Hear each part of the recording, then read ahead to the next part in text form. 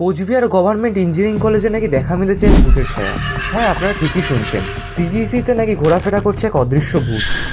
যদি আপনারা জানতে চান এই ভূত আসলে কে, তাহলে আপনাদের এই ভিডিওটি শেষ অবধি দেখতে হবে। কিন্তু আপনারা শুনলে অবাক হবেন, এই ভূত কিন্তু মানুষের রক্ত খায় না।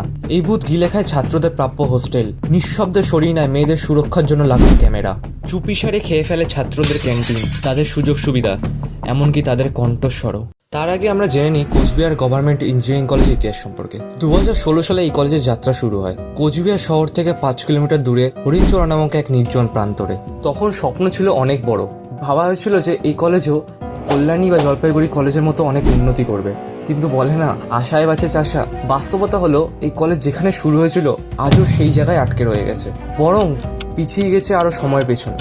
10 বছরের মাথায় আজও এই কলেজের হাল একেবারে বেহাল, যেখানে 4টে বছরের জন্য হোস্টেল তৈরি হয়ে গেছে, কিন্তু একমাত্র 4th ইয়ারের স্টুডেন্টরাই আজও পর্যন্ত হোস্টেলে থাকার সৌভাগ্য অর্জন করেছে। 1st থেকে 3rd ইয়ার ছাত্ররা প্রতিবার প্রশ্ন তুলেছে, প্ল্যাকার্ড তুলেছে, কিন্তু প্রতিবার তাদের দিকে ছুড়ে দেওয়া হয়েছে অজুহাতের তীর। অজুহাত নম্বর 1, বোর্ড থেকে নাকি সঠিক মতো কখনো ফান্ড আসেনি, ওই জন্য নাকি হোস্টেলের জিনিসপত্র কেনা সম্ভব হয়ে ওঠেনি। অজুহাত নম্বর 2, নিকাশি ব্যবস্থা নাকি আজও পর্যন্ত ভালো না, ওই কারণে সেখানে থাকা নাকি ছাত্রদের জন্য নিরাপদ নয়। কিন্তু গোপন সূত্র থেকে জানা যাচ্ছে ভিন্ন কাহিনী। বাইরে যে সমস্ত পেইং গেস্ট ব্যবসায়ী মালিকরা আছে, তারা নাকি ভূতের পকেটে গরম হাওয়া ঢুকিয়ে রাখছে, যার কারণে ছাত্ররা হোস্টেল ফাঁকা রেখে বাইরে থাকতে বাধ্য হয়। এখানেই শেষ নয়, তাছাড়া কলেজে কখনো ঠিকমতো ক্লাস হয় না। কারণ কি? কারণ কলেজে ফ্যাকাল্টির অভাব। এই একটা কথা ভূত রেকর্ডের মতো চালিয়ে যাচ্ছে। এত ভ্যাকান্সি থাকা সত্ত্বেও কলেজে কেন নিয়োগ হচ্ছে না, এরও কোনো সঠিক উত্তর ভূতের কাছে নেই। শুধু রয়েছে অজুহাত আর ধোঁয়াশা। এই কলেজের ভূত আসলে অদৃশ্য নয়, খুবই দৃশ্যমান। কলেজের সুপ্রিমোর চেয়ারে বসে যে ছাত্রদের ভবিষ্যৎ নিয়ে ছিনিমিনি খেলছে।